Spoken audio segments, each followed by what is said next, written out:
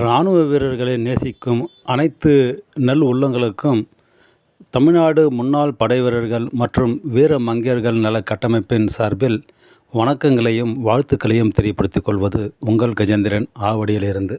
நேற்றுக்கு செய்தித்தாள்லையும் சமூக வலைத்தளங்கள்லையும் ஒரு விஷயத்தை பார்க்க முடிஞ்சது. நிறைய வைரலாக போயிட்டு இருந்தது. அந்த விஷயம் என்னன்னு கேட்டிங்கன்னா, மதுரை திருப்பரங்குன்றத்தை அடுத்த ஆர்விப்பட்டி பகுதியை சேர்ந்தவர் சுப்பையா. அவருக்கு வயசு 82.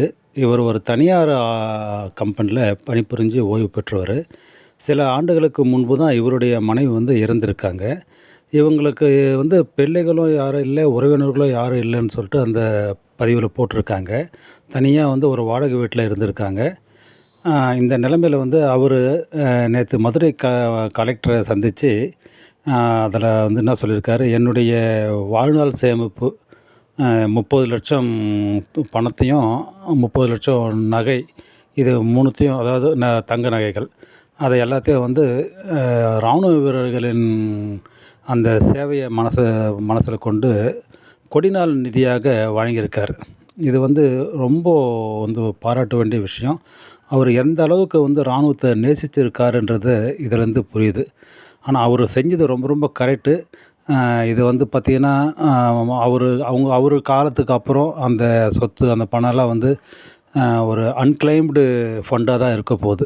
இந்த மாதிரி நிறைய பேர் இருக்காங்க. நிறைய பேர் இந்த மாதிரி யோசிக்காமல் அப்படியே விட்டுட்டு போயிடுறாங்க. பேங்க் அக்கௌண்ட்லலாம் பார்த்திங்கன்னா நிறைய அன்கிளைம்டு ஃபண்டு எக்கச்சக்கம் பல கோடி இருக்குது. இதே போல் கொஞ்ச நாளைக்கு முன்னாடி பார்த்திங்கன்னா, ஒரு பள்ளிக்கூடம் போகிற ஒரு சிறுமி அவங்களுடைய சேமிப்பு பணத்தை முன்னாள் படை வீரர்களுடைய நலனுக்காக வேண்டி அவங்க இதே போல் கலெக்டரை சந்தித்து கொடிநாள் நிதியாக கொடுத்துருக்காங்க. இந்த மாதிரி நிகழ்வு அடிக்கடி நடக்குது. இது ரொம்ப ஆரோக்கியமான ஒரு அருமையான ஒரு நிகழ்வு. இது ரொம்ப மனசு ரொம்ப சந்தோஷமாக இருக்குது. ஏதாவது பொதுமக்களாவது நம்ம முன்னாள் படை வீரர்கள் அண்டு இராணுவ வீரர்களுடைய அந்த சேவையை நினச்சி பார்க்குறாங்க. ஆனால் இந்த அரசு தான் எந்த அரசு மாறி மாறி வராங்க தமிழ்நாட்டை ஆண்டுட்டு வராங்க. ஆனால் எந்த அரசுமே முன்னாள் படை வீரர்களோட கோரிக்கையை காது கொடுத்து கேட்குறதில்ல. இதுதான் ஒரு பெரிய ஒரு துரதிர்ஷ்டமான ஒரு நிகழ்வாக இருக்குது. புதிய அரசு மேலே நம்பிக்கை வச்சு நம்ம நலத்துறை அமைச்சரை நேரில் சந்தித்து நம்மளுடைய சங்கத்துடைய சார்பில் ஒரு 11 அம்ச கோரிக்கை மனுவை கொடுத்துட்டு வந்தோம். அவரும் அதை தீர ஆய்வு செஞ்சார்.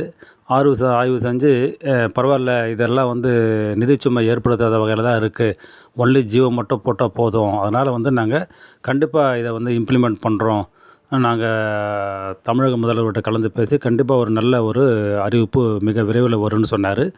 இந்த பட்ஜெட்டில் நாங்கள் எதிர்பார்த்த எங்களுக்கெல்லாம் ஏமாற்றதான் மிஞ்சியது. பட்ஜெட்டில் தான் வெளியே வரல.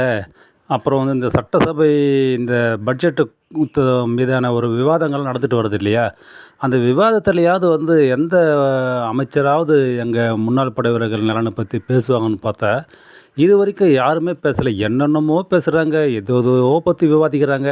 ஆனால் அவங்களுக்கு அந்த முன்னாள் படை வீரர்களின் தியாகங்கள் அதெல்லாம் மறந்து போகுது. அதுக்காக தான் நான் முன்னாடி ஒரு வீடியோவில் சொல்லியிருந்தேன், இந்த 15th ஆகஸ்ட்டு 26 ஜனவரி கார்கில் நினைவு தினம் அன்றைக்கி மட்டும்தான் இவங்க எங்களை பற்றி பாராட்டி எங்களுடைய சேவையை எல்லாம் நினச்சி பார்த்து அவங்க பேசுவாங்க, கொடி ஏற்றுவாங்க, வீர வணக்கம் செலுத்துவாங்க. அதுக்கப்புறம் அதோடு மறந்துடுவாங்க. அதெல்லாம் ஜஸ்ட் ஒரு ஃபார்மாலிட்டிஸ் தான் அவங்க பண்ணுறது. ஆனால் நிஜமாக அவங்க மனசில் முன்னாள் படை வீரர்களுடைய அந்த கஷ்டம், அவங்க பட்ட அந்த வேதனை, அந்த தியாகங்களெல்லாம் உண்மையிலே நினச்சி பார்த்தாங்கன்னா கண்டிப்பாக எங்களது கோரிக்கை நிறைவேறுன்ற நம்பிக்கை இருக்குது. முன்னாள் படை வீரர்கள் நலத்துறைக்கு தனியாக அமைச்சரை போடாமல் மனிதவள மேம்பாடு மற்றும் முன்னாள் படை வீரர் நலத்துறை அமைச்சர் தான் போட்டிருக்காங்க. அதாவது 2 துறைக்கு சேர்ந்து ஒரு அமைச்சரை நியமிச்சிருக்காங்க. அது எப்படியாவது இருக்கட்டும். ஆனால் பட்ஜெட்டு வெளிவரத்துக்கு முன்னாடி அமைச்சருங்கிட்டலாம் பாயிண்ட்ஸ் கேட்டிருப்பாங்க இல்லையா, வெல்ஃபேர் ரிலேட்டட் பாயிண்ட்ஸ் கேட்டிருப்பாங்க இல்லையா. அப்போ எங்கள் நலத்துறை அமைச்சர்கிட்ட அரசு கேட்கலையா, இல்லை எங்கள் நலத்துறை அமைச்சர் எங்களுடைய கோரிக்கைகளை சொல்ல மறந்துட்டாரா, இது ஒன்றும் புரியலை. பட்ஜெட் மீதான விவாதங்கள் தொடர்ந்து போயிட்டுருக்கு. இனி வரும் காலங்களிலாவது எங்கள் முன்னாள் படை வீரர்களுடைய நலன் குறித்து யாராச்சும் விவாதிப்பாங்களான்னு பார்ப்போம்.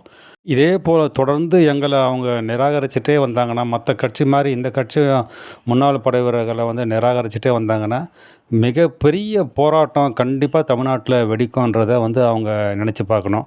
ஏன்னு கேட்டா, அ நல்ல முறையில கேட்டா அவங்களுக்கு வந்து அந்த புரிய மாட்டேங்குது.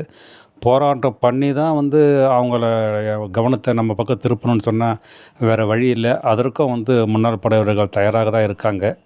இத பத்தி மத்த மினிஸ்ட்ரி கிட்டயாவது பேசலான்னு சொல்ட்டு, சமீபத்தில சமூக வலைத்தளங்கள்ல வெளிய வந்தது இல்லையா? எல்லா மினிஸ்டர்களுடைய இமெயில் ஐடி, தொடர்பு நம்பர்கள்லாம் வந்தது இல்லையா? அத அதில தொடர்பு கொள்ளலான்னு சொல்லிட்டு அந்த நம்பரெல்லாம் வந்து தொடர்பு கொண்டா, எல்லாமே வந்து தொடர்புல இல்லன்னு வருது. உடனே கட் ஆவுது.